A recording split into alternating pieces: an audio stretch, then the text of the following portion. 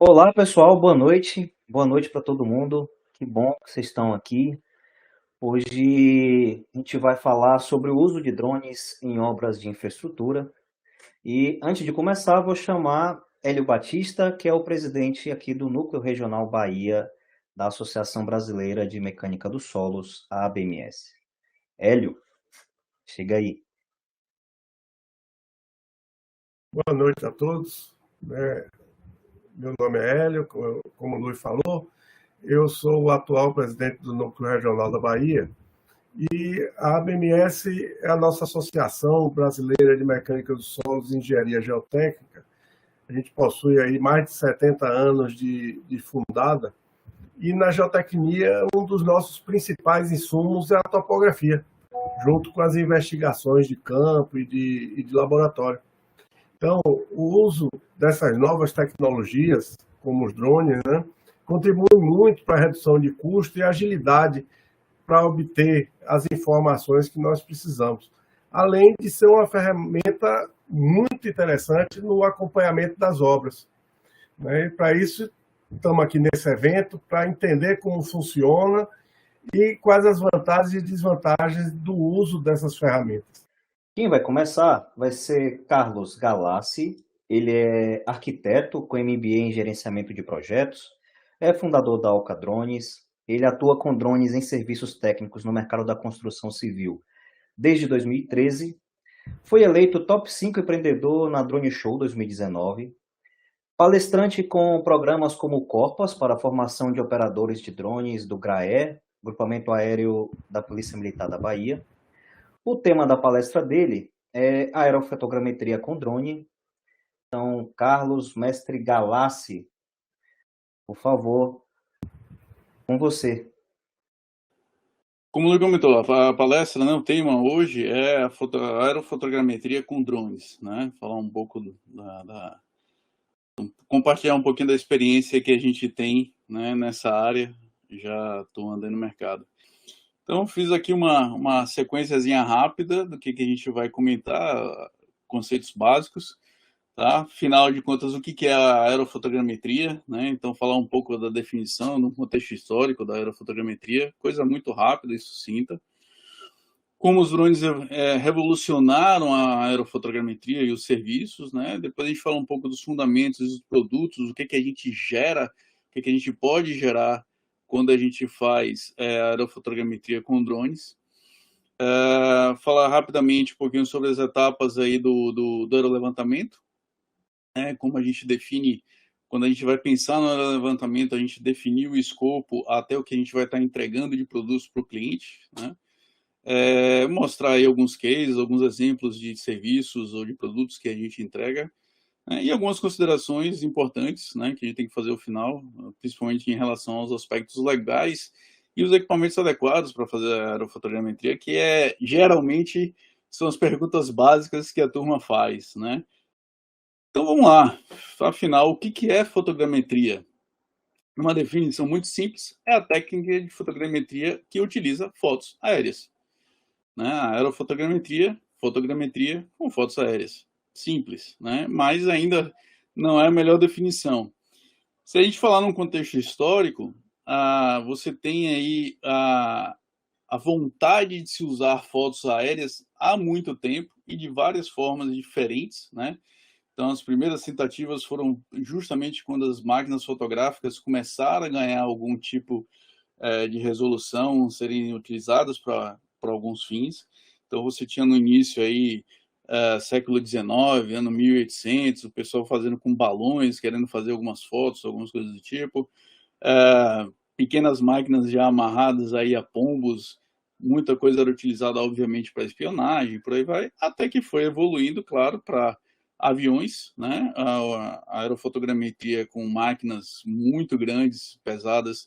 Então, você tinha com aeronaves embarcadas, para satélites, até que a gente chega nesse último século, digamos assim, nos últimos anos, com os drones, né, desempenhando um papel muito importante na aerofotogrametria. Eu tenho 10 anos de mercado, são 10 anos utilizando drones para fazer vários serviços para a construção civil, e a evolução que essas, como eu costumo brincar, essas maravilhosas máquinas voadoras tiveram nesses últimos 10 anos, em termos de câmera, de sensores, de precisão, ela é absurda, né, ao longo desse período. Mas, o que é fotogrametria, né, para a gente entender o conceito? Simplificando, isso é uma adaptação minha, né, uma adaptação nossa em relação aos conceitos os mais clássicos e os modernos, né? É um conjunto de técnicas que são utilizadas para extrair de fotografias e energias, tá aí entre aspas, né? As formas, dimensões e a posição dos objetos nelas representados. A gente tem alguns exemplos aqui muito simples, que você vê aqui um objeto, um veículo aqui, um carro clássico, que o fotógrafo assumiu várias posições diferentes com a câmera para fazer o registro desse objeto. Ele tem alguns elementos aqui de referência para ajudar na composição, né, da montagem, na mesclagem dessas imagens. E um exemplozinho aqui clássico, mais esquemático, de um próprio drone sendo fotografado de vários ângulos, de várias posições diferentes, né, para que você, a partir dessas fotos, possa extrair a sua forma, a sua dimensão e a sua posição, né, no espaço. Tá? Então, o fundamento básico da fotogrametria que a gente precisa ter em mente é a estereoscopia, né? Que é você fazer basicamente a análise de duas imagens com pontos de observação ligeiramente diferentes, né? Onde você possa obter informações quanto à profundidade, distância, posição e tamanho dos objetos. Então, não adianta, isso é um conceito que tem que estar muito bem claro, porque não adianta você falar assim, eu tirei duas fotos de um objeto, mas se você está nela numa posição, faz uma foto mais chapada, mais de frente, você só muda a câmera, coloca ela um pouquinho para baixo e faz outra foto, você não tendo diferença dessa posição da câmera, não resolve, não atende o conceito. Né? Então você tem que ter pontos de observações ligeiramente diferentes para que você consiga, através da técnica, identificar aquele local, aquele ponto no espaço. Então por isso que a gente tem essa imagem aqui, onde você tem uma posição, três posições, né? Uma num determinado momento de lado, você trouxe ela um pouquinho mais para frente e mudou ela para uma outra posição, aí você consegue pegar aquele objeto em posições diferentes, a partir dessa análise da onde esse objeto, por exemplo, aqui, essa quina vermelha, ela é vista em cada imagem, é que você consegue determinar, né, essa profundidade, essa posição onde ele está, qual é a distância que tem entre um ponto e outro. Tá? Então, esse é um fundamento básico, né, que a gente precisa ter em mente, que você não, se você simplesmente tirar várias fotos da mesma posição, só mudando a câmera de ângulo, não resolve. Você tem que ter pontos de vistas ligeiramente diferentes para que você consiga fazer essa composição. Tá?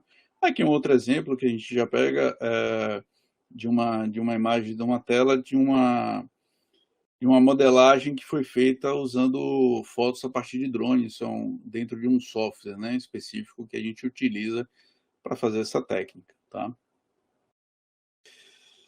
Quando a gente fala, você viu que eu falei fotografias e energias, por que a gente fala fotografias e energias? Porque a gente tem diversos sensores, a gente usa esse termo graças aos diversos sensores que a gente tem embarcados hoje no drone. Então você tem imagens, as básicas comuns, simples, né, que são as que a gente conhece pelas câmeras RGB, né, Red, Green, Blue, que é a foto que você tira com seu celular, com uma câmera DSLR ou com grande parte dos drones. Então é uma imagem simples, é uma fotografia chapada, mas você tem alguns outros drones embarcados com sensores mais sofisticados. Então, por exemplo, você tem uma linha de drones hoje que já você consegue voar com câmeras multiespectral, que pegam aí 6 faixas diferentes do espectro, né, de energias diferentes para fazer a composição e você fazer uma análise daquela área, daquele ambiente. As câmeras multiespectral são muito utilizadas na agricultura de precisão, para você fazer análise de plantação, tudo mais, das culturas. Né? Você também tem drones hoje que operam com câmeras térmicas embarcadas, para você fazer a análise de temperaturas, de vários elementos que estão ali, que aparecem na tela, que a câmera está captando. Esse hoje, o Mavic 3 Enterprise Thermal, é a linha mais Não é o mais moderno, você tem alguns modelos que tem um pouco mais sofisticados, mas hoje é o mais avançado e que você é muito fácil de você usar para você fazer, por exemplo, inspeções de fachadas, e vários, utilizar ele para segurança pública, ele tem vários usos, é um drone muito interessante, a gente tem um modelo desse na Oca para fazer diversos serviços, a partir de painéis fotovoltaicos e tudo mais, ele é muito bom nesse sentido. E você tem outros drones que conseguem voar com o sensor LiDAR, né? Que também é uma outra fonte de obter informações do relevo, da topografia e de tudo mais, né? Que o Marcos vai falar aí com bastante propriedade, vai entrar mais em detalhes dos usos, de como é que o que a gente consegue ter de ganhos utilizando esse tipo de sensor, tá? Como é que os drones revolucionaram a aerofotogrametria? Bom, o primeiro ponto está óbvio, pelo que a gente acabou de comentar, né, que foi a variedade de sensores que você consegue voar hoje embarcado num drone. Você tem modelos que alguns são com câmera fixa, você não consegue alterar o sensor, mas você tem hoje modelos robustos, linha matriz, por exemplo, onde você consegue trocar o sensor, você consegue trocar a câmera e com o mesmo drone, com uma mesma aeronave, você consegue colocar sensores diferentes e fazer uso daquela aeronave para vários outros serviços, né? Então, essa flexibilidade de sensores, essa variedade de sensores ajudou muito o desenvolvimento de serviços atualmente, tá? Acessibilidade, claro que você hoje tem valores muito mais baixos para as aeronaves e para os próprios sensores. Então, hoje você consegue fazer um investimento muito menor com drones do que você precisava fazer antigamente para aeronaves tripuladas para fazer esses serviços de aerolevantamento, tá? Não que inviabilizou, né, o mercado de aeronaves tripuladas, porque eles têm uma faixa de mercado que os drones não vão atender nunca, mas viabilizou a gente fazer uma série de serviços que ontem eram inviáveis por conta do custo, né, que você tinha com a aerofotogrametria através de aeronaves tripuladas, tá? Então, flexibilidade, eu já pincelei um pouco sobre isso, você opera em áreas confinadas, em áreas de difícil acesso, em costas, você consegue ter uma mobilidade muito mais fácil, né, há uma redução razoável de custos de operação e de logística, né, maior velocidade, uma segurança muito maior na operação, na execução desses serviços que a gente precisa, que a gente acaba executando, que a gente vai fazendo, tá? Aumento razoável na qualidade com imagens de alta resolução. Você tem hoje câmeras embarcadas que têm 20 megapixels, 24 megapixels, às vezes até mais. Então, isso trouxe um ganho na qualidade das imagens que a gente capta e nos produtos que a gente consegue gerar a partir dessas imagens excepcional, né? E, obviamente, aumentou o leque de aplicações. Então, todas as engenharias hoje você consegue fazer o uso do mesmo equipamento, um drone com uma câmera térmica ou com uma sensor RGB, você consegue fazer inspeção com vários objetivos diferentes, né? Para engenharias, para arquitetura, como eu comentei na agricultura de precisão, segurança pública, segurança privada, ganhos também expressivos nesse sentido. Então, assim, literalmente revolucionou esse mercado e abriu nichos e a gente conseguiu atender muito mais serviços e oferecer muito mais produtos que antes eram inviáveis, tá? Alguns fundamentos e produtos, né? Porque eu estou dando destaque em fundamentos para a gente falar um pouquinho, né? Quando a gente fala de aerofotogrametria, existem alguns cuidados, alguns jargões técnicos, digamos assim, né? Próprios da área, alguns conceitos que a gente precisa entender quando a gente vai falar sobre executar aerofotogrametria com drone. Então, por exemplo, o primeiro é a área de interesse ou poligonal de levantamento. Parece um pouco óbvio, mas você precisa delimitar exatamente a área e aquele elemento que tem interesse. Então, aqui são dois exemplos de um levantamento que a gente fez. Isso foi um trabalho em conjunto com a própria UFBA, com o Laboratório de Conservação e Restauro. A gente fez um trabalho muito bacana com eles, de fornecer o equipamento, de dar treinamento, de acompanhar em campo a execução dos serviços, um trabalho... perdão. Epa, me embananei aqui. e trabalho de levantamento das fortificações portuguesas, foi bem interessante. Então aqui, por exemplo, a gente delimitou qual era a área de interesse no entorno do Farol da Barra, por exemplo, né, o Forte de Santo Antônio da Barra. Aqui um outro exemplo de uma propriedade onde você tinha que fazer um georreferenciamento e ia se fazer um estudo para aumento de uma pequena barragem que tinha aqui, para aumentar a contenção, para você viabilizar ter mais disponibilidade de água para atender não só essa propriedade específica, mas como alguns vizinhos, como ela já atende hoje, tá? Então é muito importante o primeiro conceito, a primeira coisa que você precisa fazer é definir exatamente qual é a área que você vai mapear, que você vai levantar, que você vai cadastrar, certo? Um outro fundamento importante que a gente precisa ter em mente quando a gente vai falar de aerolevantamento com drones, né, o voo com drones, que você tem a linha ou eixo de voo, né, que é o percurso por onde o drone vai passar, como ele vai fazer o recobrimento daquela área, qual é o modo de voo, o caminho que ele vai fazer de ida e volta para percorrer aquela área de interesse ou aquele elemento de interesse. Então, normalmente você tem um ponto de início, né, que a gente chama de ida, e depois ele faz o retorno e volta, e por aí ele vai fazendo esse contorno, esse modo de voo para fazer o recobrimento de toda a área. Por que é importante a gente saber a questão da linha de eixo, né? Você pode fazer um voo simplesmente dessa forma, ele vai e volta, dependendo do produto que você precisa elaborar ou da precisão que você precisa. Ele precisa ser um voo também em malha quadrangular, então ele vai fazer nesse sentido horizontal, e depois você vira a malha e ele vai fazer no outro sentido, né? Cruzando, tendo esse cruzamento de áreas, né? Você pode fazer um voo com a câmera só a 90 graus, olhando para baixo, ou você pode inclinar ela um pouquinho, 45 graus, num segundo voo, para captar maiores detalhes, tá? E aí a gente, na sequência, tem outros conceitos que são muito importantes, que é a questão da sobreposição das imagens. A gente viu que você precisa ter pontos de vistas diferentes, né, para você captar e você conseguir fazer a análise daquilo. Então é necessário que você tenha uma sobreposição entre essas imagens para que o software consiga entender, né, a continuidade daquela área que você está levantando. Ele precisa identificar um ponto numa foto e um ponto na foto seguinte e tem que, de certa forma, costurar essas imagens. Então, a sobreposição entre imagens é muito importante. Se a gente não tiver nenhuma sobreposição, o software ele não vai conseguir fazer o tratamento dessas imagens e elaborar os produtos que a gente precisa, tá? Então você tem dois recobrimentos, né, duas sobreposições entre imagens que a gente precisa considerar, que é o longitudinal ou frontal e o lateral.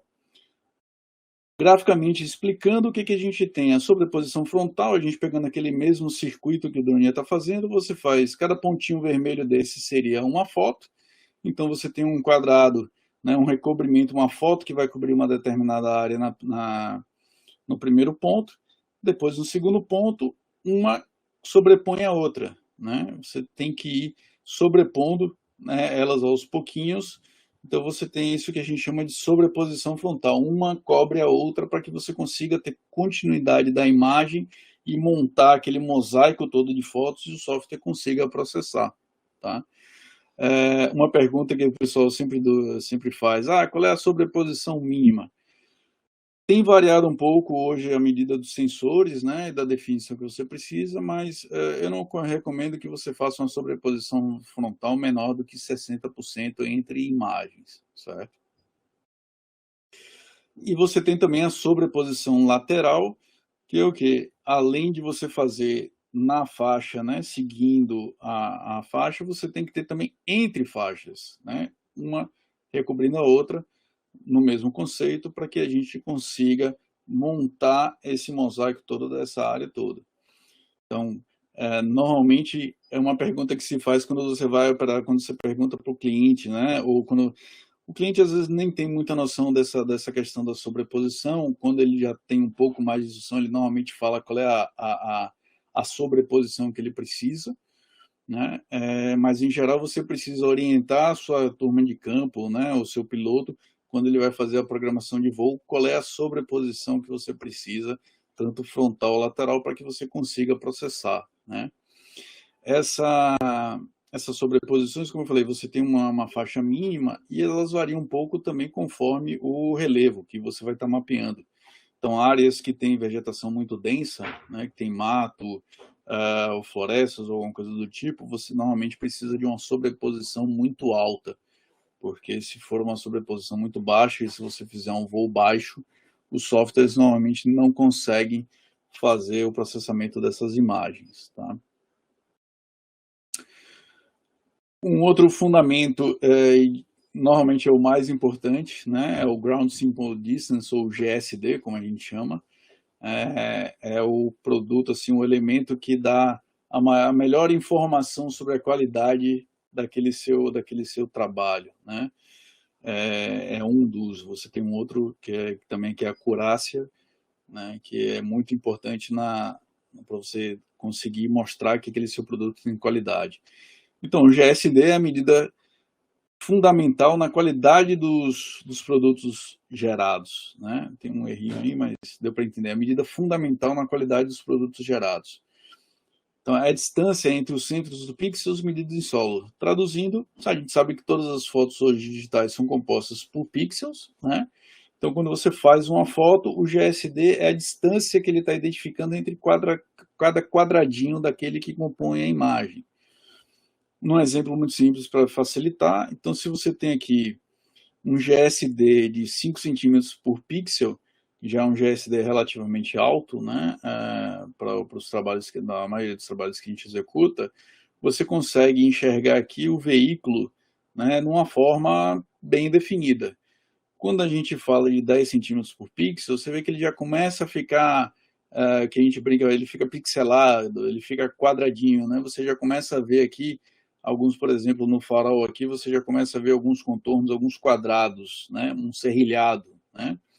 E quando a gente fala de 15 centímetros por pixel, você vê que ele já está bem, as formas não são bem definidas, você só tem aqui ali um conjunto de cores, né? Mas você não consegue, se você precisasse fazer uma vetorização, delimitar o que seria o farol aqui, por exemplo, nos 15 centímetros você tem uma incerteza muito grande, diferente dos 5 centímetros por pixel, que você consegue delimitar ele com muito mais precisão, muito maior facilidade, tá?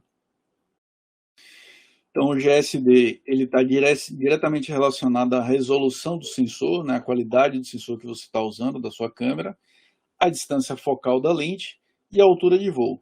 Traduzindo, se você tiver um drone equipado com as duas situações aqui, o mesmo drone com uma câmera com uma abertura aí de 82 graus, que em geral a maioria dos drones hoje tem essa abertura, né? Uma qualidade, digamos aí, de 20 megapixels. Se você fizer um voo numa altura aqui, para dar 3 centímetros, 20 megapixels, a gente está falando de mais ou menos 90 metros, se eu não estiver enganado. Então, se você faz um voo numa altura um pouquinho mais baixa aqui, ele vai gerar, por conta dessa altura de voo, uma foto menor no solo, você capta uma área menor no solo, mas você tem uma definição daquele pixel melhor, né? Então, aquele pedacinho do solo que você vai estar captando, ele tem aí seus 3 centímetros.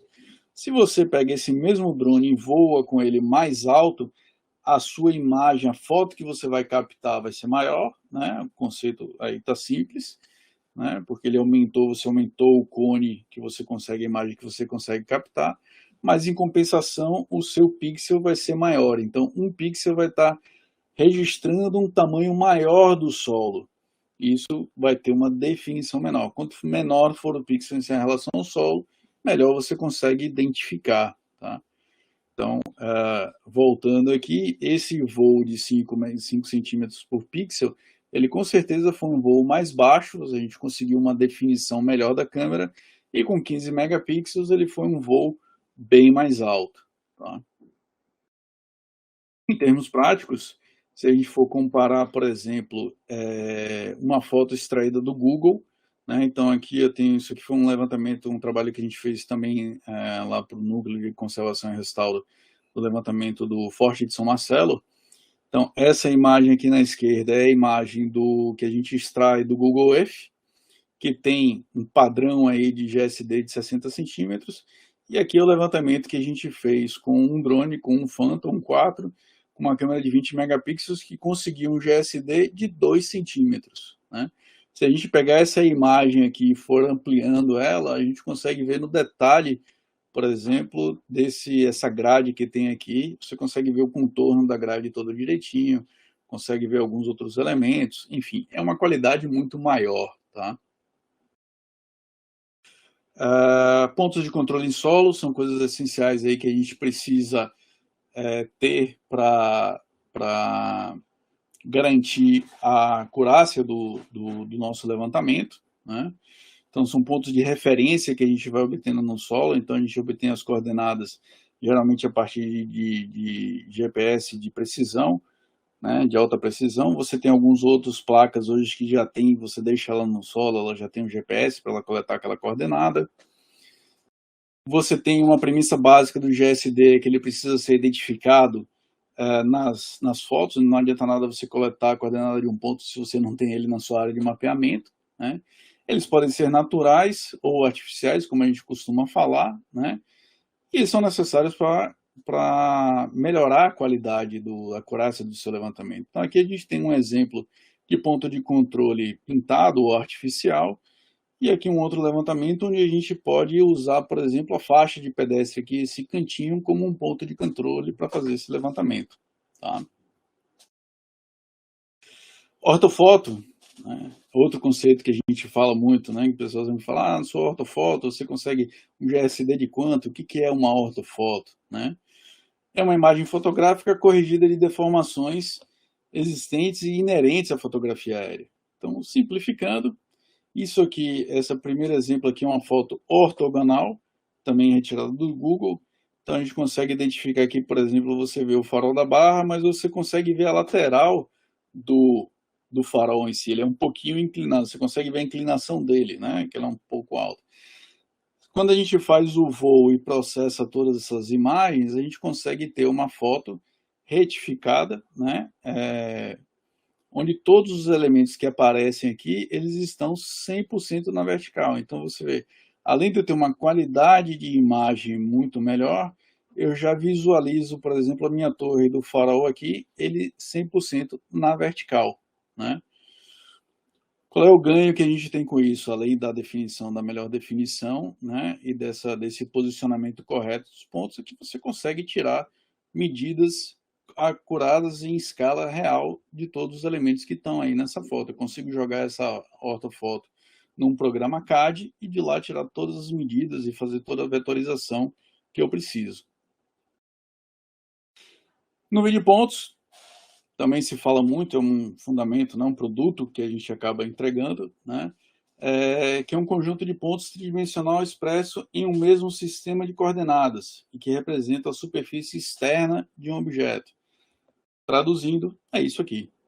Quando você joga no software de processamento, depois que você faz a etapa de calibração e tudo mais, a gente consegue gerar, o software gera para a gente essa nuvem de pontos.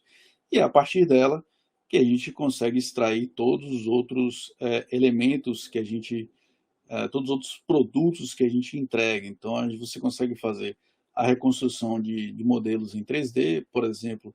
Esse aqui foi um mapeamento para uma obra que a gente fez, um cadastro primitivo e o acompanhamento de todos os serviços e depois a inspeção, né, do SESC ali na Orlando Gomes. Então, a gente fez a modelagem em 3D e aí a nuvem de pontos ela gera a base para MDS, MDT, as curvas de nível e outros produtos que a gente pode obter a partir daí.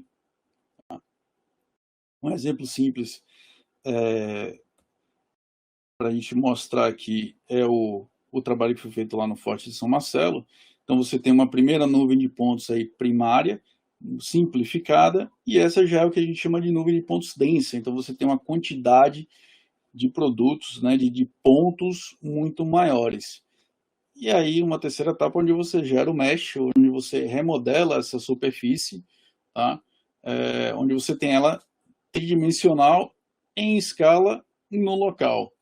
Então, essa reconstituição ela foi feita toda com a partir de fotos feitas com drone, não tem nenhuma imagem aí de solo, nada. Ela é toda só com imagem de drone. Você vê essa reconstituição, esse passeio interno que a gente faz, é todo a partir da modelagem 3D do Forte, feita a partir de imagens com drone. Tá? Vou adiantar aqui um pouquinho, para não estourar muito tempo, porque eu costumo falar um bocado. Né? Modelo digital de superfície, ou MDS, a representação das coberturas naturais e construídas na superfície terrestre. Se fala muito nisso em MDS e MDT. E o MDT, que é a representação da superfície terrestre do solo, filtrando-se as coberturas naturais e construídas na superfície terrestre. Lembra a nuvem de pontos que apareceu ali do Forte São Marcelo? A gente tinha a edificação e também apareciam ali os coqueiros, né, e aqueles elementos vegetais que tem ali dentro da área de interesse. Então, quando a gente fala de MDS e MDT, exemplificando, o que a gente tem são esses elementos. Quando você faz o processo de aerofotogrametria e ele gera nuvem de pontos, o modelo de superfície é justamente esses pontos que estão delimitados aqui. Então, aqui a gente tem um monte que não tem nenhuma cobertura vegetal, mas ele consegue, de certa forma, pegar aqui essa vegetação e outros elementos, inclusive a edificação. Tá? Esse MDS é interessante para alguns estudos, mas para outros estudos e para topografia, né, em alguns levantamentos que você precisa fazer, o que você precisa é o MDT, que é você mostrar a superfície real do local. E isso o software, para você conseguir que ele te extraia isso, você precisa filtrar essa nuvem de pontos, né? Você precisa dizer para o software que isso aqui é uma planta, é uma vegetação alta, que isso aqui é uma construção, e aí com essa informação ele consegue trabalhar e te dar esse resultado, né? A nuvem de pontos que o LiDAR gera, ela também é muito mais definida, você também faz esse tipo de trabalho, né? O Max vai entrar nessa seara, nesses exemplos, mas basicamente o que a gente fala de MDT e MDS é essa diferença entre um produto e outro. Então, um outro exemplo muito claro são os mapas que são gerados, né, que aí você consegue colocar escalas de cores para identificar quais são os níveis mais baixos e os níveis mais altos. Esse aqui é um trabalho que foi feito em Salvador, essas informações estão disponíveis na internet, no site da prefeitura, tem um site específico. Então, a gente tem aqui um modelo, por exemplo, de Salvador no MDS, onde aparece aqui algumas edificações em 3D, né? E depois isso sendo filtrado, você já consegue trabalhar aqui o MDT. Você limpa e aí você tem a informação que você precisa do terreno. Tá? A importância do georreferenciamento, atendendo um pedido específico do mestre Hélio. Então, por que a gente precisa georreferenciar nossas imagens? Porque o georreferenciamento ele vai garantir que essa aerofotogrametria que a gente faz com o drone, você faz o posicionamento preciso daquele seu levantamento, né? Daquelas suas imagens que a gente está captando. Então, você tem um posicionamento preciso, o georreferenciamento associa ou confirma as imagens capturadas pelos drones e as coordenadas geográficas reais. Você faz uma série de correções de erros de posicionamento, né, e das distorções das imagens, e com esse georreferenciamento você consegue também integrar essa base que você está gerando com outra fonte de dados. Então, se você tem um levantamento de topografia convencional, ou se você faz um levantamento com um LiDAR, ou com um escaneamento a laser, você consegue juntar todas essas informações, esses produtos que foram feitos, né, na mesma base. Então, um exemplo, a gente fez o levantamento do Palácio dos Esportes. Então, a gente fez toda a parte de aerofotogrametria externa, para levantamento da fachada, da composição da fachada, e uma outra equipe fez a parte interna com escaneamento a laser. A gente usou pontos de controle que eram comuns entre esses dois levantamentos, georreferenciados, e depois, com isso, a gente conseguiu juntar essa base e fazer um modelo só. Então, aqui é um exemplo clássico que acontece com alguns modelos de drone, né, que não tem PPK ou RTK embarcado. Por exemplo, o voo que a gente fez lá no Forte de São Marcelo. Em azul, a gente tem a altura das imagens que foi registrada na foto. Então, apesar de voar na altura real de 60 metros, ficou gravado nas fotos que as imagens foram captadas, a altura das fotos foi a 2,98 metros do solo, então completamente errado, né? E quando a gente jogou os pontos de controle e o georreferenciamento, o software conseguiu corrigir a posição dessas imagens e trouxe ela para a altura correta de voo, e aí fez o processamento dessas imagens e gerou o produto correto, o produto fez a modelagem adequada, fez curva de nível, MDS, fez tudo na posição correta, no local correto. Tá? E aí, quando a gente fala de PPK e RTK, qual é a diferença entre um e outro? Né? Isso também gera um pouco de dúvida na turma. O pessoal que trabalha com topografia, né, que já tem um pouco mais de experiência, sabe isso com o pé nas costas, mas a turma mais nova que está trabalhando com drones ainda tem um pouco de dúvida.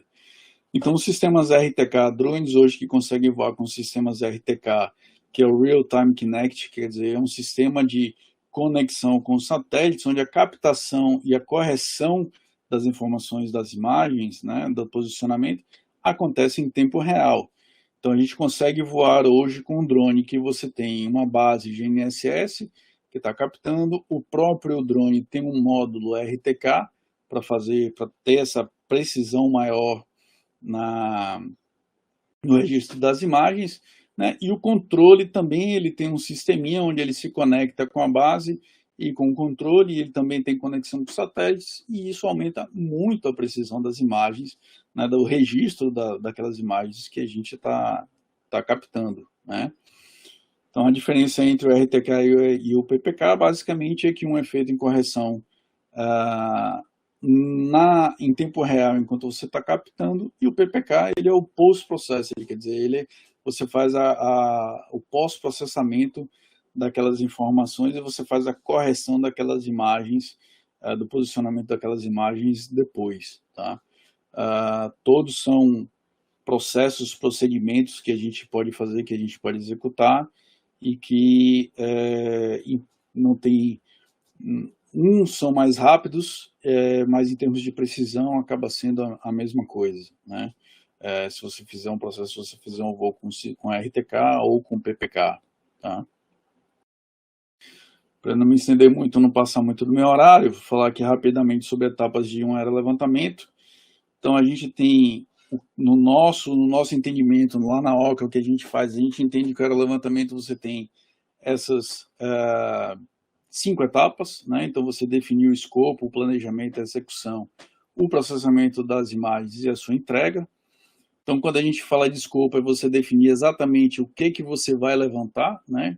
Qual o tipo de levantamento que você vai fazer, onde ele será feito, o que você vai entregar de produtos, né? E com qual qualidade. Então, se você vai fazer um cadastro urbano-rural, se você vai fazer um cadastro ambiental, se você tem só que entregar produtos relacionados à altimetria, palemetria, volumetria, se vai ser multiespectral, se a gente vai voar em áreas que são públicas, tem um determinado tratamento, cuidados que você precisa fazer, se a área é particular é muito mais simples, se vai voar em área restrita, né? A gente fez voos outro dia em áreas de penitenciárias para fazer algumas imagens, então tem um tratamento especial que você precisa fazer ali, a gente já fez também em cabeceiras de aeroportos, enfim.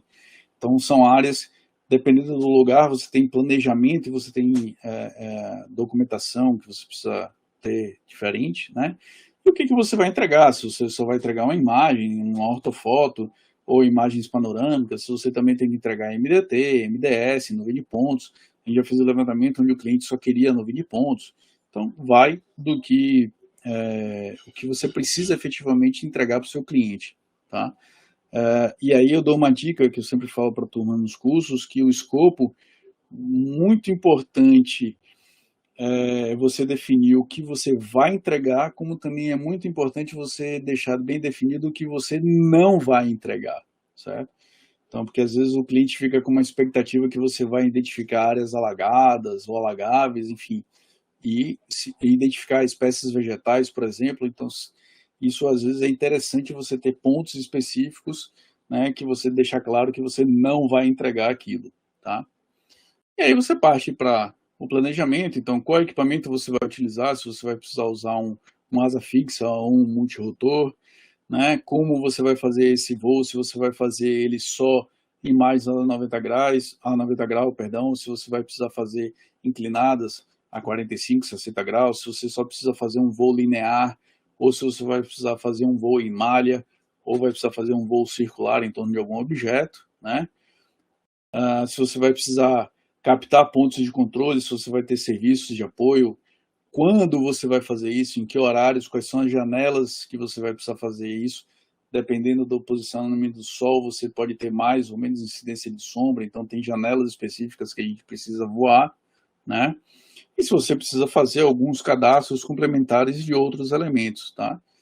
E aí você parte para a execução, com a captação das imagens, pontos de controle ou outros cadastros que você precisa fazer. Aqui é só um exemplo quando a gente vai voar asa fixa ou, dependendo do multirotor, a gente tem um Spectral, por exemplo, que isso aqui acaba sendo o escritório do dia, né? Um laptop, a base do case para levar o drone com a antena e por aí vai. Outros cadastros, estação total, com GPS ou com RTK, enfim.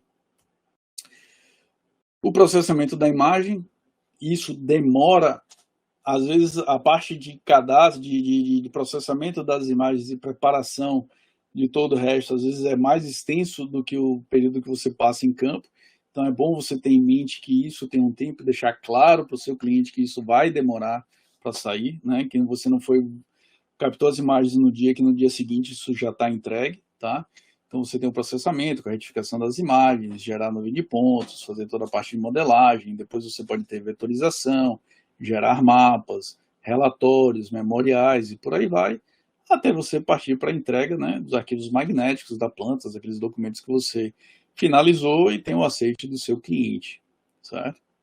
Forma muito resumida, só para abrir um pouco o espectro do que a gente precisa entregar, é isso, né? E aí, mostrando de forma muito simples alguns produtos. Então, a gente tem mapeamento de áreas, né? Para que eu faço um mapeamento de áreas? O que serve, né? A gente pode fazer diversos estudos, inspeções de áreas e acompanhamento de obras. Então, você pode fazer levantamento de áreas para fazer a implantação de novas barragens ou fazer a inspeção dessa barragem, né? Fazer o acompanhamento do seu desenvolvimento da sua obra, para adutoras, reservatórios, sistema de distribuição e coleta. A gente fez já alguns trabalhos para algumas cidades, para a Embasa, por exemplo, para que a gente fez levantamentos para desenvolvimento de projetos de rede de distribuição de água, de coleta de esgoto e por aí vai. Aterros sanitários a gente faz um monte, né, só para implantação e o acompanhamento da evolução dos aterros, cálculo de volumetria e tudo mais. Volumetria em si, né, um exemplo também a gente faz um bocado com isso. Então, a gente... Já estou acabando, chefe. Então, a gente tem aqui, por exemplo, uma rocha onde a gente fez o estudo, isso foi durante a execução de uma rodovia que apareceu essa rocha. A gente fez esse levantamento de volumetria para identificar com base qual era o tipo da rocha, a densidade dela, que serviço ia ser feito, se ela ia ser demolida, se você quebrasse parte dela, ela conseguia ser empurrada, né? Enfim, vários estudos. Aqui estudos de altimetria, identificar pontos no entorno, em torno de uma edificação, projetos, disputas legais e tudo mais. Compatibilização de projetos, a gente faz alguma... eu acho muito interessante. Então, aqui a gente fez o levantamento primitivo e jogou o projeto que ia ser implantado aqui na área. Então, a gente conseguiu identificar algumas interferências, por exemplo, um bloco de fundação que estava aqui no talude, um outro bloco de fundação aqui que caiu em cima de um reservatório enterrado. Então, a gente passa as informações e você consegue ir adequando seus projetos para a realidade do local, né? Acompanhamento de obra, a mesma coisa. Depois que a gente faz o levantamento, a gente joga o projeto também e consegue identificar se aquilo está sendo executado conforme era previsto, né? Basicamente isso. Para encerrar, alguns aspectos legais que a gente precisa considerar, que o pessoal sempre tem dúvida. Então, como todo serviço com drone, a gente tem que atender coisas específicas da Anatel, da ANAC, do DCE e do Ministério da Defesa. Isso é muito importante destacar que para você fazer atividade de aerolevantamento, diferente dos serviços comuns, as empresas têm que ser cadastradas no Ministério da Defesa e tem que ser empresa, não pode ser pessoa física, certo? Só pessoa jurídica que faz o cadastro e é autorizada. E algumas dicas aí em relação aos equipamentos, né? Quando você for escolher um drone, que tipo de drone, o que é que você precisa considerar na hora de você escolher o seu drone para operar, para você fazer o aerolevantamento. Então, uma dica é que você procure um equipamento que tem na câmera obturador mecânico, tá? Porque a qualidade da imagem que você vai captar é melhor do que drones que têm câmeras que têm obturadores eletrônicos, certo? É uma característica essencial da câmera, certo? Principalmente da câmera RGB, tá? Veja equipamentos, se possível, que tenha integração com sistemas RTK, PPK. Então, esse aqui é uma Mavic 3 Enterprise com um módulo RTK, é o drone que a gente usa atualmente para fazer os nossos levantamentos, os nossos levantamentos, assim, mapeamentos, cadastros e tudo mais. Verifique a autonomia, né, de bateria, o quanto você vai conseguir voar, isso vai impactar muito na sua produtividade no tempo que você vai gastar em campo, né, e principalmente a compatibilidade, né, desse equipamento com aplicativos que lhe auxiliam no voo e na programação de voo. Uma pergunta recorrente da turma faz assim, eu vou comprar por exemplo, o Mini 4 Pro, eu consigo fazer aerolevantamento com ele? Não, porque ele hoje não é um drone que tem compatibilidade com aplicativos, né, para auxiliar para você fazer aquela programação de voo, onde você define qual é a área, onde você define qual é a sobreposição lateral, longitudinal e tudo mais, tá? Você consegue fazer aerofotogrametria com o Mini 4 Pro? Consegue. Você consegue captar dentro dos conceitos, né, das técnicas, você consegue captar fotos em várias posições e depois modelar aquilo. Mas para você fazer um levantamento de uma grande área com georreferenciamento e tudo mais, isso já começa a ficar complicado, ele já não é adequado, tá? E aí, para fechar, para finalizar, a dica que eu dou, eu acho que o vídeo não vai passar com som, né, mas basicamente o que a gente diz é você também ter o contato, né, das pessoas que podem lhe ajudar, lhe auxiliar nesse processo. Então, fica aí os contatos da gente, né, o meu telefone pessoal, o endereço da OCA no Instagram, no LinkedIn, e é basicamente isso aí. Desculpe aí ter avançado um pouquinho. Nada, tá tranquilo. Foi ótimo. Falando demais. Foi ótimo, foi ótimo. Muito, muito didático. Obrigado, Galassi. Queria chamar aqui Hélio de volta e Galassi para a gente começar a rodada de perguntas e o debate. Hélio já está aqui. Galassi, boa, mestre. Opa. Beleza. Bom, vou começar aqui. A primeira pergunta quem fez foi Michael Peron. Quais os softwares mais utilizados para processamento das imagens? Então, tem alguns aí? O que é que vocês têm utilizado? Galassi, você começou a falar aqui. Isso, atualmente a gente usa o Pix4D, né? A gente tem uma licença perpétua dele, se não me engano. Então a gente utiliza o Pix4D, fez alguns testes e eu achei muito interessante o resultado do Global Mapper. Ele também é bacana nesse sentido, apesar do foco dele ser mais nuvem de pontos e principalmente a captação com LiDAR, né? Uhum. E o que a turma em geral mais usa é o Metashape, né? O Agisoft Metashape, tá? A gente testou, fez alguns testes e tudo mais. No comparativo entre soluções, acabou optando pela licença do Pix4D. Legal. Vários que a gente executa, ele atende muito bem. É fácil, as etapas são muito bem definidas, é fácil de configurar, não tem muito segredo para usar ele, não. Perfeito. Carlos, existe algum software gratuito ou alguma ferramenta na própria internet que permita, por exemplo, pequenos trabalhos de aerofotogrametria, por exemplo? Mas há um tempo atrás tinha um software que ele era livre, mas a empresa resolveu tirou essa autonomia, né? Eu estava pesquisando isso um tempo atrás, que eu estava tentando desenvolver uma proposta, um trabalho com um amigo de uma empresa parceira, que a gente estava querendo fazer justamente como atender de forma custo baixo o pessoal que está fazendo levantamento de telhados para implantação de fotovoltaicas, né, de células fotovoltaicas, painéis fotovoltaicos e tudo mais, né. O pessoal faz muito em residência, galpões e tudo mais. Então a gente estava buscando uma alternativa, algum software que você pudesse jogar, porque a quantidade de imagens que você precisa processar para fazer um levantamento, um trabalho desse, é muito pequeno. Olha, O que me indicaram, ele tinha deixado de ser free, né, de ser open source, e ele estava cobrando um pequeno valor. Acho que foi semana passada, eu estava pesquisando, apareceu um anúncio de um curso, alguma coisa justamente sobre fotovoltaico, onde a pessoa apresentava um software, mas eu não cheguei ainda a dar uma olhada nele, se ele tem versão livre, alguma coisa desse tipo.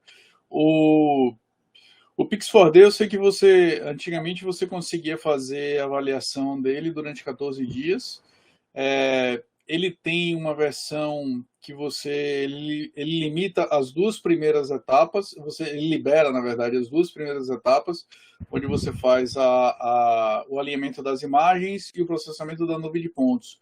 Mas ele não permite fazer a parte seguinte, que é o ortomosaico, o MDS, MDT e tudo mais, né? O Metashape também tem um período de teste de alguns dias, acho que são 14 dias, alguma coisa do tipo.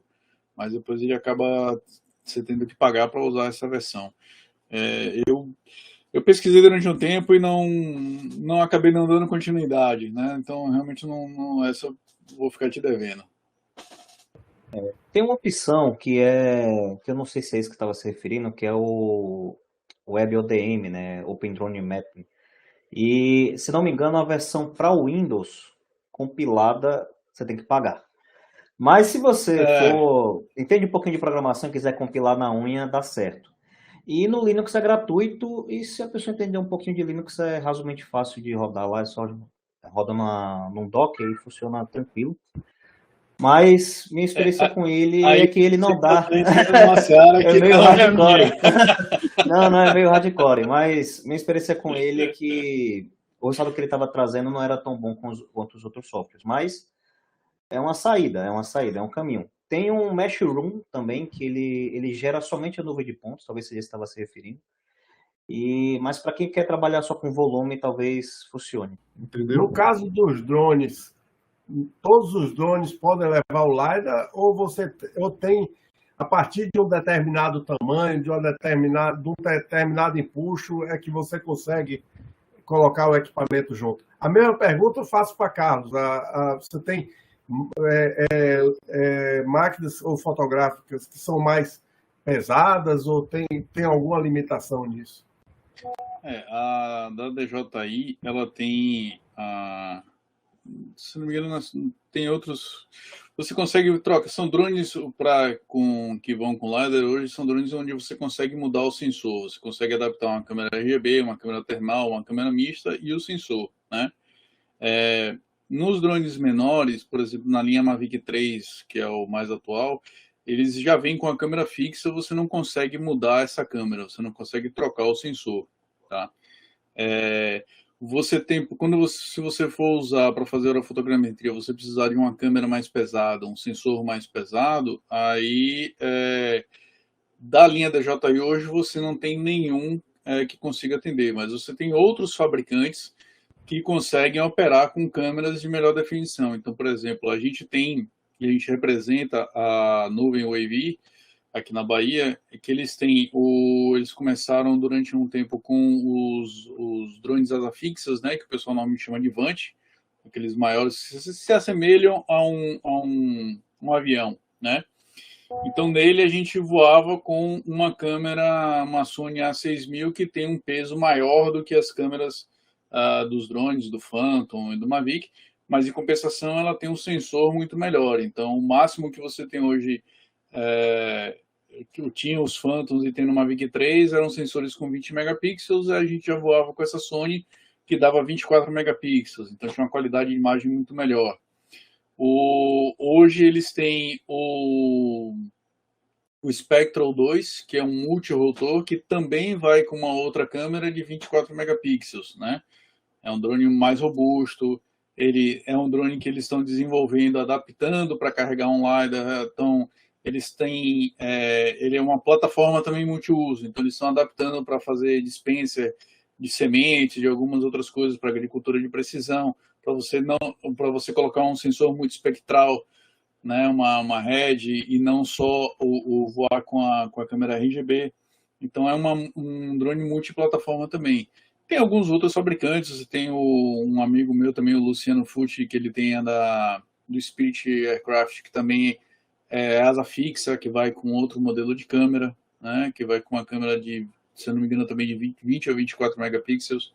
Então você tem algumas outras soluções. O que está mais em moda, não que está mais em moda, o que é mais difundido são os drones da DJI, né, da DJI, que são que detém a maior fatia do mercado. Então, é basicamente isso aí. Então, o LiDAR você consegue adaptar com drones multirotores, mas eles têm que ter um poder de levantar cargas um pouco maiores, porque é um sensor, por natureza, mais pesado do que as câmeras fotográficas RGB. Fazer uma pergunta que, aproveitando, Luiz, que a professora Maria do Socorro perguntou, e eu vou complementar essa pergunta. Ela pergunta qual o custo desse tipo de serviço. Claro que não é aqui que a gente vai falar de valores nem nada, mas seria um custo relativo a uma topografia convencional, com estação total ou com RTK. Quanto custa, vamos dizer, a mais ou a menos esse tipo de serviço?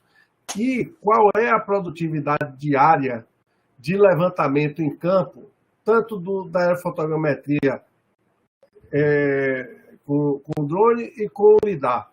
Em relação ao drone, né, a gente tem duas questões muito importantes em relação à produtividade, né, do drone para fazer quando você vai fazer a área de levantamento, que é a altura de voo, né, o produto que você precisa entregar, né, como eu comentei, o GSD ele varia conforme a altura, então se você voar mais alto, você consegue cobrir uma área maior, né, num único voo, mas a qualidade do seu produto final vai cair um pouquinho, né, e se você voar mais baixo, você cobre uma área menor, mas você tem um produto de melhor qualidade, de melhor definição, né. Então, assim, se a gente considerar hoje com a linha Mavic 3, que você tem uma autonomia aí de mais ou menos de bateria de 40 minutos, lógico que a gente faz uma programação de voo, você precisa ter reserva, você nunca voa no limite da bateria, você sempre deixa uma reserva de bateria para não desgastar o equipamento, para conservar a bateria. Às vezes você também precisa considerar algumas variáveis como o vento, que vão interferir, né, nesse tempo de autonomia. Então a gente normalmente programa voos aí para 28, 30 minutos no máximo. Em geral, uma boa média são uns 45, 50 hectares também por voo, né? Numa altura, se a gente voar no limite, né, para você ter essa característica. Agora, sim, como um pouquinho também do que o Marcão comentou, o que a gente está identificando alguns gargalos no processo, né, como eu falei da parte de escritório.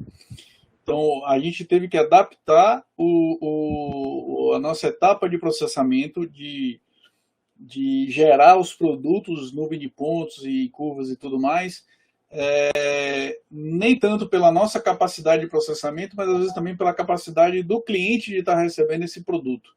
Então, a gente começou a perceber que, por exemplo, a gente tem estações de processamento muito boas, muito parrudas no escritório, onde a gente consegue processar uma área muito grande. Um levantamento recente que a gente fez foi de toda a extensão da 29 de março até o Orlando Gomes. Então, assim, a gente consegue processar, consegue visualizar, ver toda aquela nuvem de pontos, toda bonitinha, toda comprido.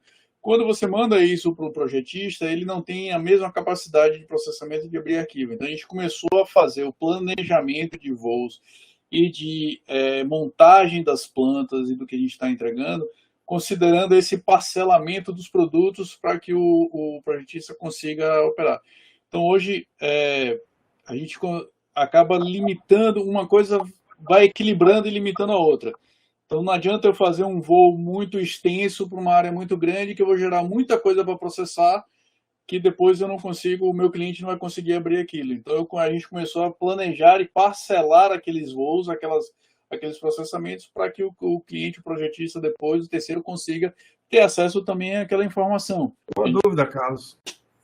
Qual é o equipamento que a gente poderia utilizar, por exemplo, para receber um material desse com uma grande quantidade de informação?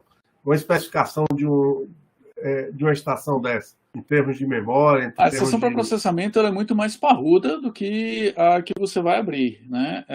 Que você vai gerar. Então, hoje a gente gera arquivos no CAD, que a maioria dos programas dos computadores pessoais, laptops e tudo mais, você consegue abrir, né? Eu acabei meio que estabelecendo um pouco esses limites justamente para isso, porque a gente começou a perceber isso internamente também, porque você tinha no escritório, você tinha facilidade, quando você ia para casa com o laptop, você precisava fazer alguma coisa, às vezes rateava, né? Então, hoje você tendo um computador que tenha uma boa memória, pelo menos 16, 8 você ainda consegue, mas 16 GB de memória para você abrir e um processador rápido, um i5, pelo menos um i5 já ajuda, seria o mínimo no mínimo, mas um i7 já é razoável, né? Já aceita bem. Você consegue manipular esses arquivos. Agora, assim, você acaba, por exemplo, uma coisa muito simples que às vezes acontece, que a gente precisa também um pouco educar, entre aspas, né, o nosso cliente, é que a gente entrega uma planta com as curvas de nível, com a ortofoto, um arquivo do CAD que você tem curva de nível, tem toda a vetorização e tudo mais, e você tem por trás a ortofoto. Por definição, o CAD ele não incorpora aquela imagem, aquele arquivo SW ou JPG no arquivo dele, ele fica referenciado para você abrir. Então você tem que botar o arquivo do CAD na mesma pasta que está o arquivo de foto. Senão o cara abre e não abre a foto. Ele fala, pô, mas eu não recebi a foto. Não, a foto ou ele não baixa, ou ele acha que só precisa baixar o CAD. Então tem essas coisinhas aí que ao longo do tempo você precisa, é uma mudança de cultura para alguns projetistas, para alguns profissionais nesse sentido, né? Perfeito. Seguindo aí nessa questão dos produtos, nosso colega Carlos Carrilho fez uma pergunta bem interessante, né? Que principalmente nas obras de contenções, a gente precisa de cadastrar os elementos, né? Fundo de casa, muro, contenção existente, né? Ele cita aqui erosões, drenagem. Bom, então a pergunta dele é se isso vem vetorizado, cadastrado na planta, como é que funciona? Por exemplo, um muro existente lá no fundo de uma casa. A gente tem condições de identificar a largura desse muro, a altura desse muro, o terreno ajusante, a montante do muro, que são informações que a gente consegue ter com facilidade numa topografia convencional. Se você tem uma vegetação densa tapando, né, de forma visual esses elementos que estão atrás da edificação, com o líder você vai conseguir identificar isso, tá? Com a fotogrametria convencional, com o drone com a câmera RGB, você já não consegue identificar esses elementos, tá? Então, o que a gente faz? A gente precisa aliar a topografia convencional com a topografia com drones.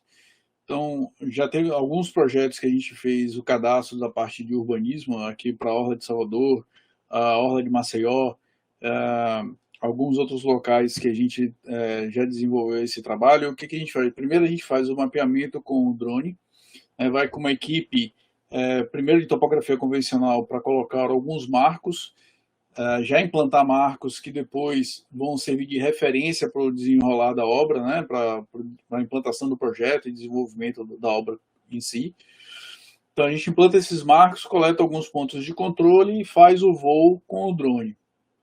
Processa as imagens, gera curva de nível, gera principalmente nessa fase inicial a ortofoto, né, E o que a gente não tem de informação que a gente consiga visualizar pela foto, pelo levantamento que a gente fez, naquelas áreas específicas a gente vai com uma equipe de topografia convencional para complementar aquelas informações. Nisso, o ganho que a gente tem de tempo desse trabalho de campo é muito maior, né? Porque a gente, se você começasse a fazer aquela área toda com topografia convencional, a gente encurta o tempo aí, às vezes, mais de 50%. Porque você tem áreas, só você tem bolsões, lugares específicos onde você tem uma vegetação, ou você tem alguma obra de arte, um viaduto, alguma outra coisa que está tapando aquela informação, que aí você vai ali no detalhe com a equipe de campo para checar e complementar aquele cadastro que você está fazendo, né? Tá? O ganho de tempo de você unir esses procedimentos, essas equipes, né, essas tecnologias, assim, eu acredito que nem o líder, nem a topografia convencional, nem o aerofotogrametria com drones, um não vai eliminar o outro. Eles são todos complementares, eles todos precisam, em algum momento, conversar entre si e um complementar o outro. Tem um E no colega. caso da aerofotogrametria? A gente consegue índices um pouco menores, Melhores, né? consegue. A gente considerou, o último levantamento que a gente fez agora, usando o drone, a linha Mavic 3, com o módulo RTK, eu estava brincando com a turma, a gente participa de alguns grupos de discussões e tal, eu estava mostrando, eu compartilhei uma foto da gente marcando os pontos de controle, né? Que perdeu a graça de você marcar ponto de controle. E como é que é o processamento? A gente faz, você capta as imagens, né? Tem as informações dos pontos de controle. Uma das formas da gente fazer o processamento das imagens, a gente a primeira etapa do software é ele fazer a calibração das imagens, ele juntar todas aquelas imagens e fazer o alinhamento delas, né, que já dá uma posição do modelo no espaço. Eu mostrei ali um levantamento que a gente fez do Forte de São Marcelo, que quando ele fez o primeiro processamento, sem usar ponto de controles, ele identificou que a altura das fotos estava a 3 metros de altura, 2 e alguma coisa. Quando a gente colocou os pontos de controle, né, que eu disse para o software, eu falei, esse ponto não é aqui embaixo, ele na realidade está aqui em cima, nessa altura e nessa posição XYZ, né? Ele reprocessou e levou todo o modelo para aquele local. Agora que a gente está usando o Mavic com o módulo RTK, quando a gente faz o processamento, primeiro a gente faz o alimento das fotos e depois joga no software a informação a coordenada dos pontos de controle. Essa coordenada hoje ela está caindo nos pontos de controle com uma precisão centimétrica, às vezes milimétrica. Quando você corrige, que você marca o ponto e manda ele reprocessar aquilo, está dando coisa de 1 centímetro, 1,5 centímetro. Então, fica bem na horizontal, na planimetria, está dando essa precisão, 1,5, 1 centímetro, e na altimetria a gente está ficando um pouquinho mais, às vezes dá 2, 2,5, mas fica nesse, ou às vezes até mais baixo, não passa de 1 centímetro, dependendo da área, né? Quando a área é muito pequena, quando a área é muito extensa, esse desvio acaba sendo um pouquinho maior. Se a gente aumentar pontos de controle, pontos de check, isso, principalmente pontos de controle, isso acaba melhorando um pouco, né? Mas a gente tem conseguido uma precisão. Eu fiquei muito impressionado com os últimos levantamentos que a gente fez utilizando o drone com o módulo RTK embarcado. É coisa assim, absurda a precisão. Falando em precisão, o professor Janito continua aqui perguntando quais variáveis que mais influenciam nessa qualidade, né? Altura de voo, sobreposição, modo de aquisição, velocidade de voo. No caso dos drones, para você a aerofotogrametria com RGB, são esses elementos. Você fazer a parte de... A velocidade de voo impacta principalmente na qualidade das fotos, então você, dependendo do horário, né, da configuração que você consiga fazer da câmera, porque a foto ela precisa ser o mais nítida possível, então se você voar numa velocidade muito rápida, às vezes você tem arrastos na imagem, então ela não fica com uma qualidade muito boa, né? A altura de voo, óbvio, impacta bastante na qualidade, então Se você voa mais baixo, você consegue GSDs aí de 1, 2 centímetros, né? Se você voa no limite de 120 metros, a gente já começa a falar aí de 4,5, 5 centímetros, né? Dependendo da área, às vezes depende, porque se você voar com a mesma altura, você tem a topografia variando embaixo, e aí esse GSD ele acaba oscilando porque você tem uma diferença, né, da altimetria da qualidade. Se você configurar ele para voar acompanhando o relevo, você consegue às vezes um GSD melhor, né, uma qualidade um pouco melhor.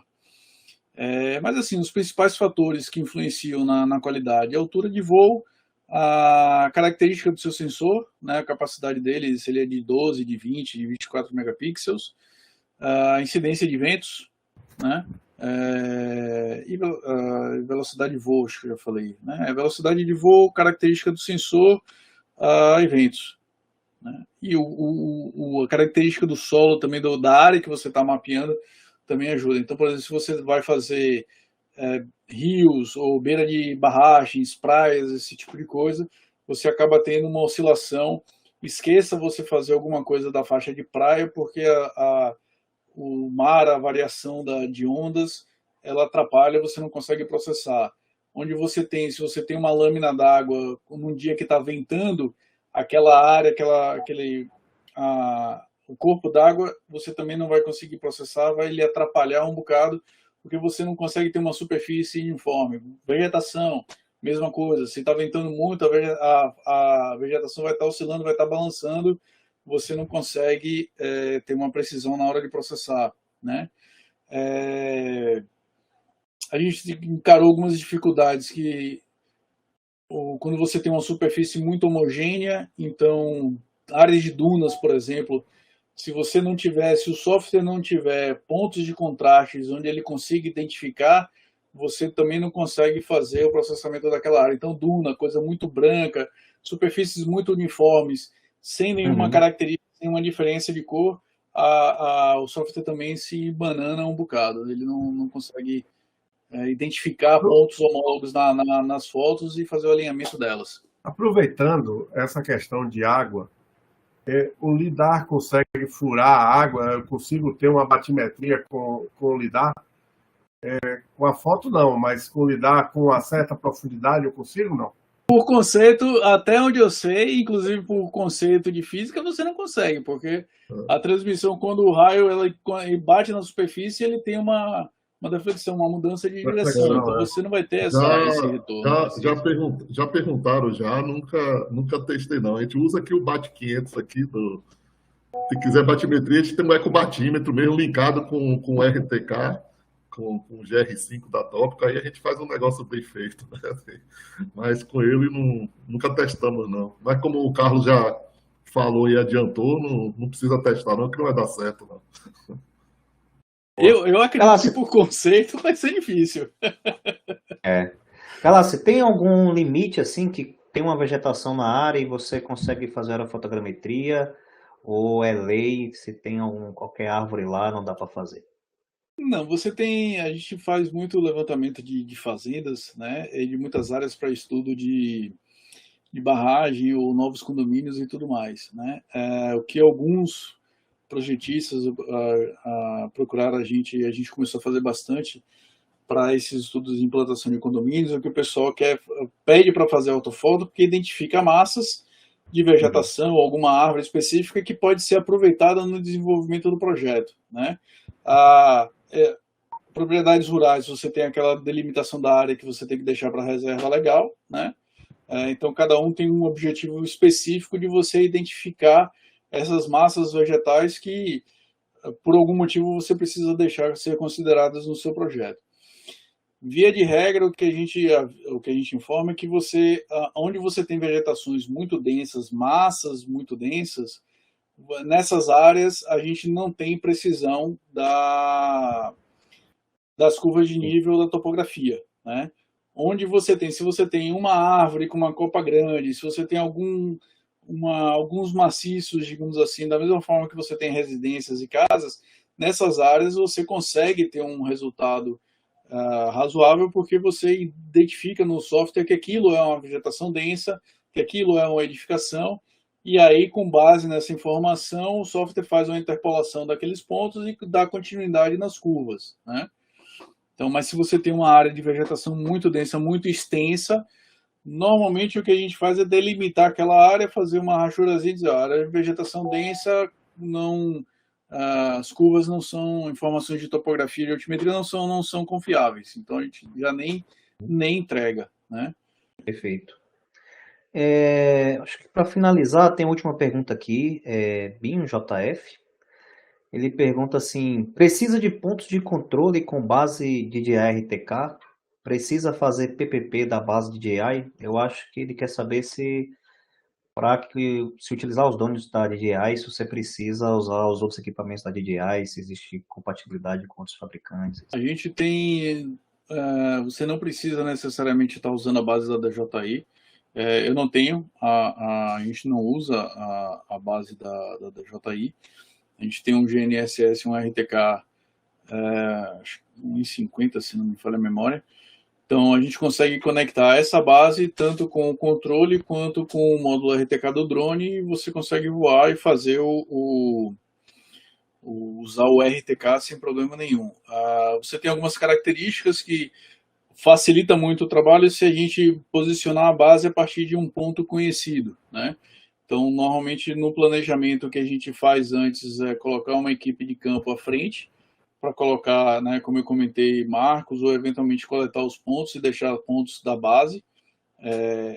Aí a gente pós-processa esses pontos, né, tem eles corrigidos, e quando a gente vai fazer a parte de voo, a gente posiciona a base num ponto conhecido, que já informa essas coordenadas, e a partir daí a captação das imagens ela já está automaticamente corrigida, não preciso fazer nenhum tipo de tratamento nas imagens.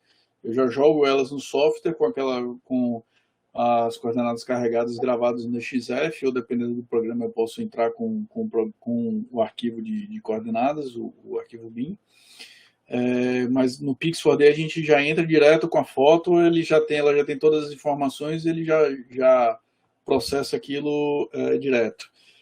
Se não for um ponto conhecido, aí a gente coloca a base para rastrear, faz o voo e depois tem todo o processo de fazer o ajuste, né, o pós-processado das imagens e tal.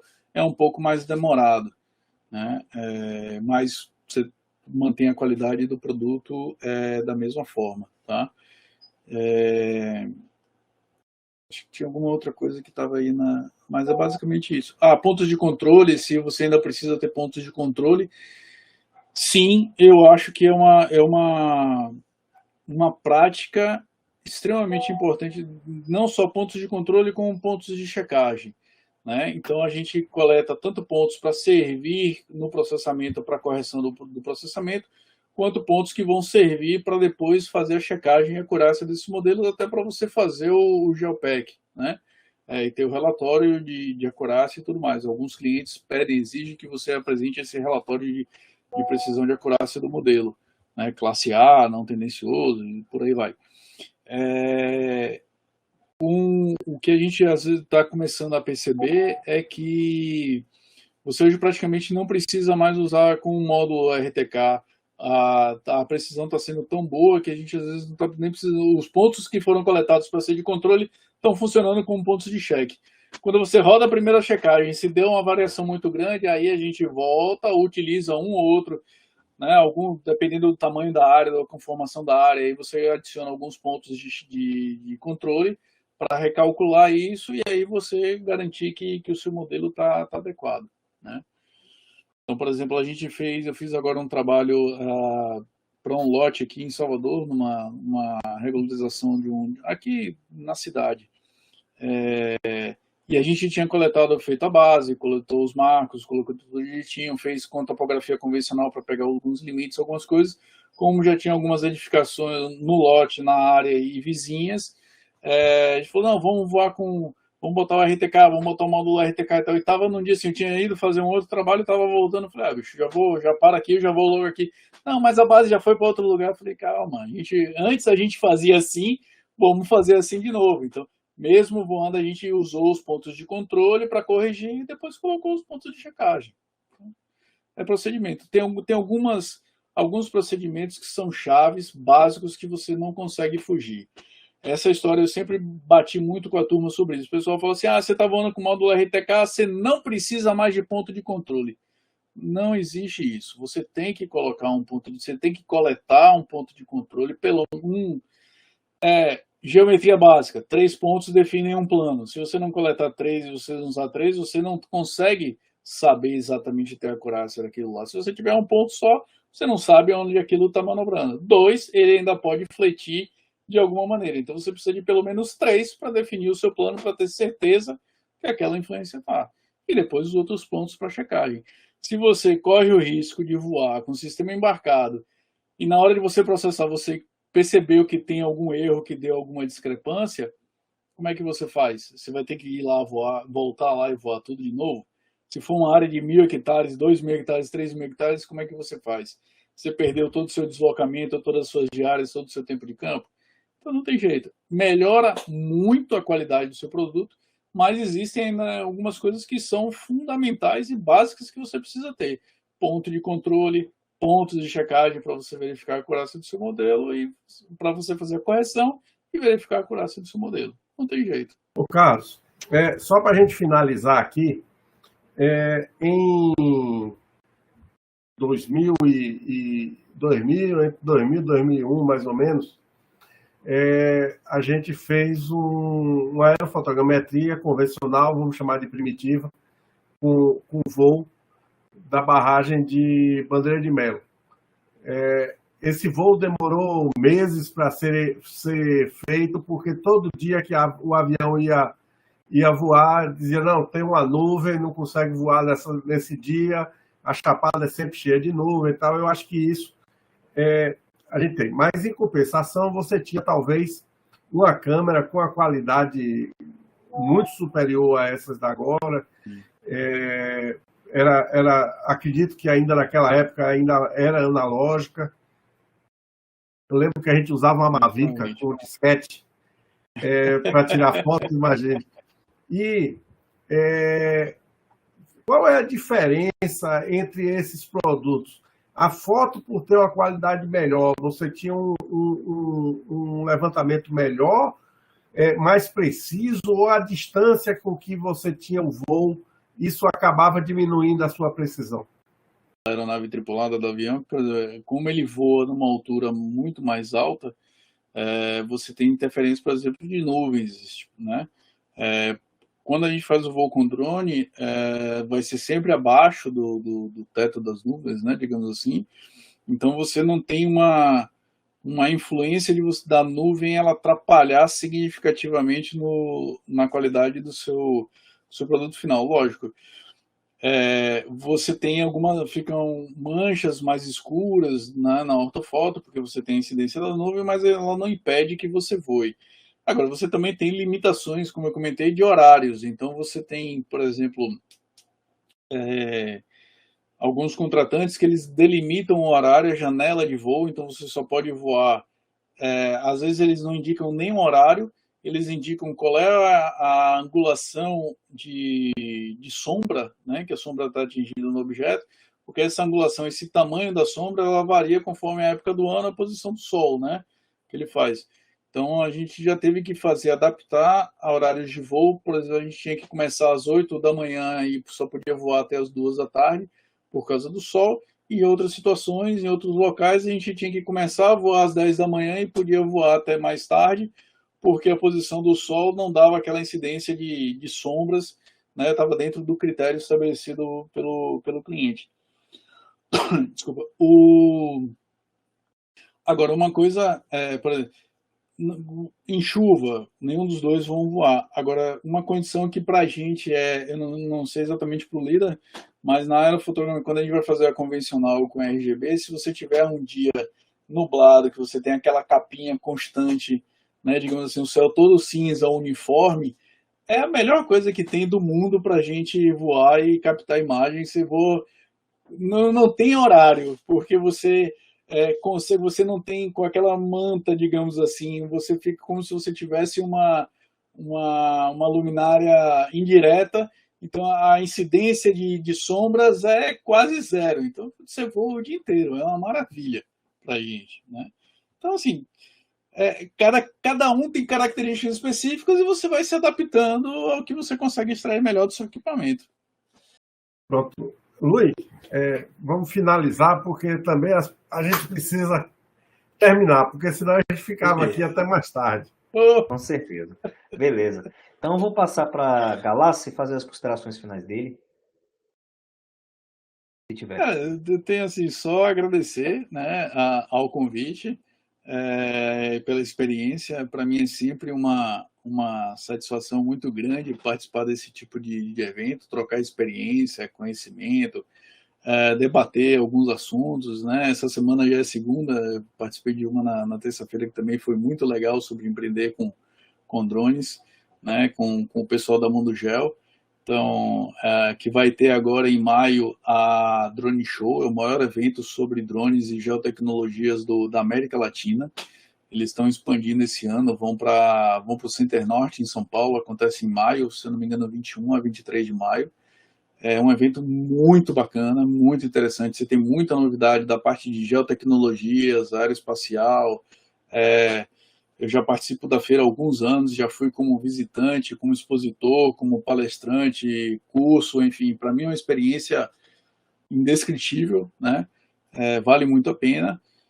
E assim, como eu falei, para mim é muito bacana, muito interessante nesse sentido, trocar as ideias, conhecimentos, experiências e por aí vai. Então eu só tenho a agradecer, né? E reforçar, aproveitar para fazer um último comercial do nosso curso, que está começando agora dia 19. Lui já foi aluno nosso, né? Recomendo. E precisando de comprar drones com nota fiscal, Recomendo garantia também. e tudo mais, a gente fornece também. E prestamos serviços, né? O serviço de aerolevantamento, inspeção, acompanhamento de obra, enfim, uma gama de serviços aí, os contatos estão à disposição, então, sempre à disposição. Outras oportunidades para a gente participar de eventos como esse, estou à disposição. Muito obrigado. Perfeito, muito obrigado. Muito obrigado, muito obrigado. Hélio, contigo. Eu só queria dizer assim, foi um evento bastante interessante. Nós tiramos bastante dúvidas, mas ainda temos várias aí. A gente pode fazer algumas coisas mais específicas em relação a equipamento e tudo mais. Dizer que a BMS, o objetivo dela é esse, é trazer informação, deixar o seu associado o mais informado possível e tudo disso. A gente está aí com 2 eventos que a gente vai programar para esse ano e para o começo do ano que vem, que é um curso de BIM, que é uma área que a gente precisa ter informação urgente, a gente já está atrasado, e o curso também de erosão, já voltado mais para a parte técnica da geotecnia. Mas, Luiz, aí você pode finalizar para a gente poder voltar a trabalhar. Com certeza. Vamos agradecer imensamente a Galassi, a Marcão, Hélio, agradecer todo mundo aí que nos deu essa atenção. Obrigado mesmo. E é isso. Valeu, até breve. Quem não curtiu, curta aí o vídeo e se inscreva no canal. Valeu, um abraço, pessoal. Tudo de bom. Valeu, Tchau, galera. tchau. Abração.